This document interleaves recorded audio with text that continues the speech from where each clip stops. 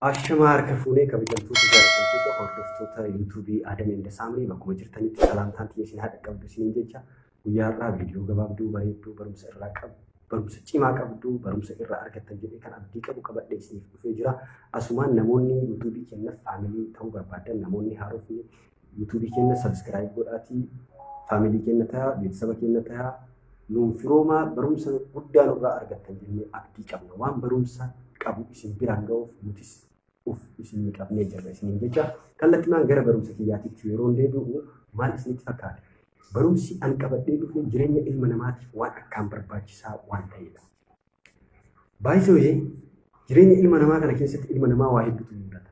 Wantoota jireenya ilma namaa kana keessatti nama mudatan keessaa waan tokko irraa kaafnee haasofna.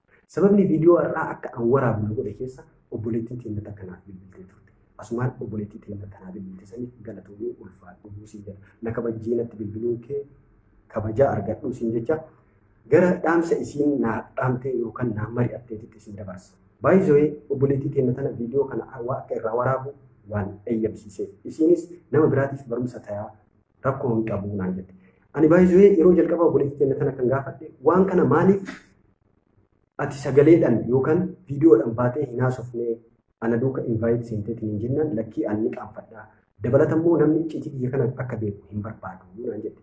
Kallattimaan gara dhimma kanaatitti yoo isin dabarsu obboleettiin teenya tun naa bilbiltee akkana naan jette. Obboleettiin teenya nama jireenya mataa ofii qabudha. Nama bultii ijaaratee jaarsaa fi jaartii ta'anii wajji jiraatanidha. Maal naan jette obboleettiin teenya? Anaa fi abbaan warraa kiyya baay'ee wal jaalannaa. Baay'ee wal kabajnaa. Abbaan warraa kiyya nafsee naan qabu na jaalataa naan jette. Hayyee maaltu ta'iree jedheen gaafa. Tanuma keessa osuma deemnu abbaan warraa kiyyaa fi ani amma qarqara wal diinee gargara bahuu irra geenyee jirra naan jette. Sababni wanti kun hundi itti ta'e maaliin obboleettii teenya jedhee gaafadhe. Baay'ee isiin kanaaf bilbilte tokkoffaa naan mari'atuuf lammaffaa du'aa hin godhi naan jette. Sadaffaa waan kana uummata barsiisii uummataaf irraa haasa'i waan kanaa naan jette. Ulfaadhu jedhaan ammallee irra deebi'e. Maarree amma wanti bultiin isaanii akka itti diigamtu taate keessa akka isiin natti himtetti ani warra isaatiif ilaalcha gaarii hin qabu warra isaa hin jaalladhu naan jette. Warra isaa jechuun beeksisamoota isaa jechuudha. Maarree obboleettii teenyaaf dhaamsa dhaameefii ture. Akkuma obboleettii teenyaa achiin bilbilaan isiif dhaame baay'ee obboleettiin teenya viidiyoo kana hin argiti abdii qabaa akka viidiyoo kana argitu waan isiin jedhe san amma isiniif deebisa.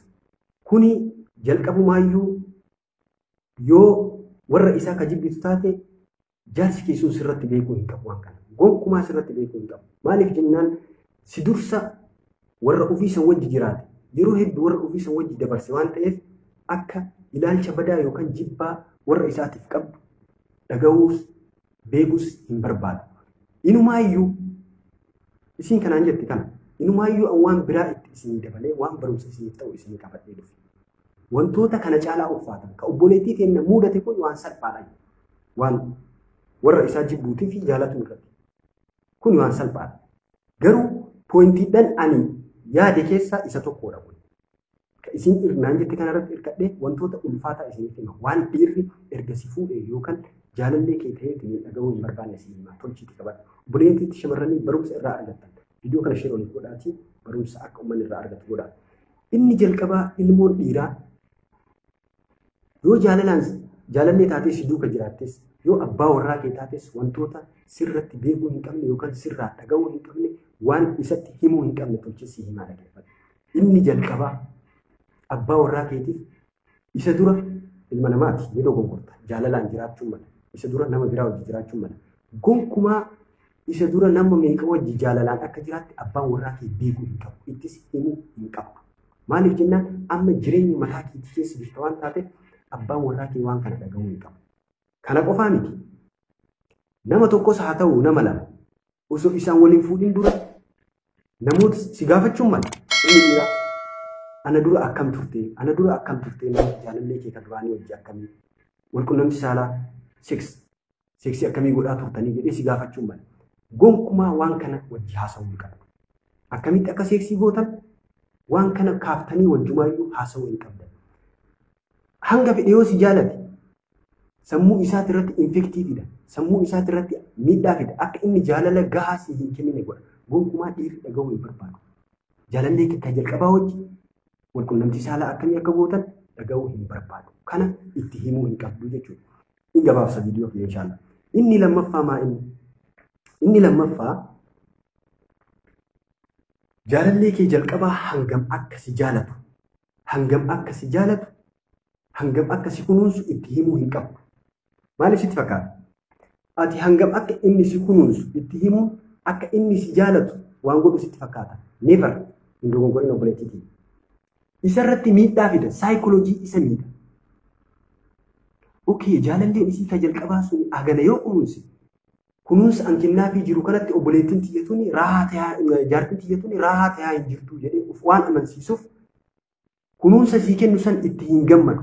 Hanga duraan si kunuunsu irraayyuu hir'ataa deema. Maaliif saayikooloojiin isaa miidhamaa waan deemuuf kana itti himuu qabu. Hagam akka si kunuunsu, hagam akka si jaalatu, hagam akka siif caccabu waan akkanaa itti himuu qabu.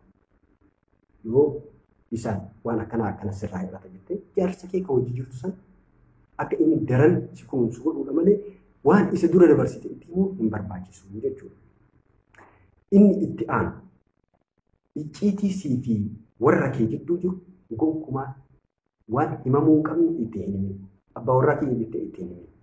Waan himamuu qabu himi, waan dhoksuu qabdu dhoksi. Fakkeenyaaf fudhatuu hin dandeenya. Icciitiin himamuu hin qabne keessaa warri kee akka isa jibbu isatti himuu hin qabdu. Akkuma reefu jennee sana argite isatti haasawuu hin qabdu. Wantoonni kun jaalala keessatti rakkoo guddaa fida waan ta'eef. Kanaaf waan kana gonkumaa itti himuu qabdu jechuudha. Icciitii si biratti hafuu qabu of biratti hambiftaa. Icciitii himamuu qabdu ni himtaaf jaarsa kee waan ta'eef. Inni itti aanu maaliin? Waan inni hin qabne akka sii fiduu hin godhin. Waan inni sii fiduu hin dandeenye, waan inni sii godhuu hin dandeenye, waan inni hin qabne hin gaafatin. Waan uumamaas haa ta'u, fakkeenya abbaan warraa kee akka anaa kana fungaa haa ta'u, ka ana caalaas funyaa muree haa ta'u, funyaan inni hin qabne san maal qaba osoo funyaan kee dheeraa ta'e akkam bareedda hin jedhini. Sii fiduu hin danda'u, waan sii fiduu hin dandeenye isaan jechuun isa ni miidha. Saayikooloojii akka inni miidhamu taasisaa jechuudha. Kanaaf obboleettiitii wantoota kana irraa of qusadhu. Wantoota kanarraa of qusatte taanaan jireenyi kee akka gaariitti akka bareedaa ta'een jaarsaa fi jaatii taatanii wajjin jiraatan jechuudha. Keessattuu wanti guddaan ani isin dhaabu. Wanti guddaan ani isin dhaabu qabxiidhaan tana tolchaa qabadha. Walqunnamtii saalaa akkamii akka gootu jaalallee kee isa jalqabaa wajjin inaasee wajjin ka jirtu isa wajjin waa'ee isa gaafadhu. Walqunnamtii saalaa isa wajjin gootu wajji haasa'ee isa gaafadhu malee waan dabarsite isaaf hin haasa'e. Yooma inni si gaafate iyyuu deebii hin kennu. Cufi jala waan akkanaa. Kana waan akkanaa kana dhaga'uu hin barbaadan dhiironni. Barumsi kiyya guyyaa har'aa kana fakkaata. Yeroo biraa barumsa biraatiin walitti deebina. Ammallee namoonni yuutuubii keenya sabskiraayib gootanii nu hordofuu barbaadan manni keenya isiniif banaadha. Sabskiraayib, laayik, sheer gochuu hin irraanfatina. Wantoota barumsa qabu. Wantoota silaa irraa dubbatamuu qabu akkuma obboleettiin teenya tuni. Uummataaf akka barumsa ta'u waan kana himinaan jette. Haa seenaa jireenya kee keessatti si mudates haa ta'u. Dhiiras ta'e dubartii wanta ilma namaatiif barumsa ni ta'a jettu yoo dandeette barsiisi. Yoo hin danda'in waan san akka nu uummata biraan jennuuf keessan naaf erga. Akkuma obboleettii teenya maqaa isii hin dhahin kana maqaa keessan hin dha'u waan uummataaf ni baay'isee namoonni tokko miidhaa irra ga'ee akka nama biraa irra eegamu hin barbaadu. Obboleettii teenya ulfaa dhugaa rabbii si kennu si kabaji. Maaliif jennaan akka obboleeyyan teete shamarran ta biraa akka hin miidhamne goote. Ammas du'aa isii godha rabbiin bulchitee gadi isin haa dhaabu rabbi isin haa jiraachisu akka duraanitti akka deebitan abdii qaba. Shamarran biraa viidiyoo kana irraa barumsa yoo argattan taate viidiyoo biraatiin akka isin ibsuu yoo barbaadan laayik, sheer, sabskiraayib godhaatii wanta irraa haasa'uu qabu hunda irraa inni haasofna. Baay'ee aadama obboleessi keessan isin jaalata. Wanti sesseeqataa haasa'uuf maali? Sesseequun sunnaa waan taateef kennaa ani isinii kennu keessaa kokkolfaa isin wajji haasa'uu kana siiqachuun sunnaa waan taateef isinitti siiqadha. Yeroo biraa bal'inaan haasofna waan irraa haasa'amuu qabu aayidiyaan yoo isin bira jiraate as fidaati uummataaf ifa goone akka uummanni keenya irraa baratu goone.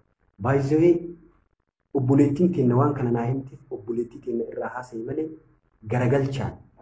garagalchaan dubartiinis wantoota dhiira irraa dhaga'uu hin barbaanne hedduutu jira.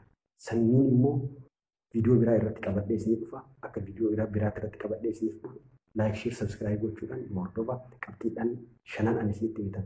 Qabxiin afur shan isinitti bitan. Qabxiin tokkoffaan kan isiyyuu abbaa warraa hojjedhaan diigi.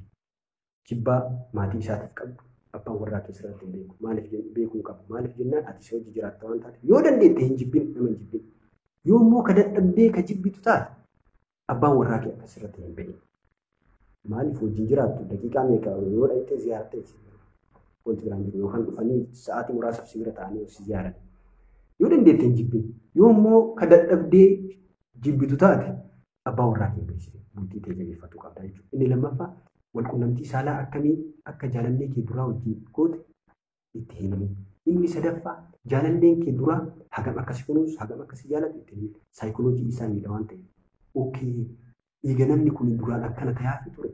Jaalalli an kennaafii jiru kun isii gammachiisaa hin jiru jedhee of amansiisa waan ta'eef saayikooloojii waan miidhamuuf yaadni inni siif yaaduu fi gammachiisuun inni si gammachiisuuf qaariin inni qaaru harkaa bu'aa deemaa jechuudha.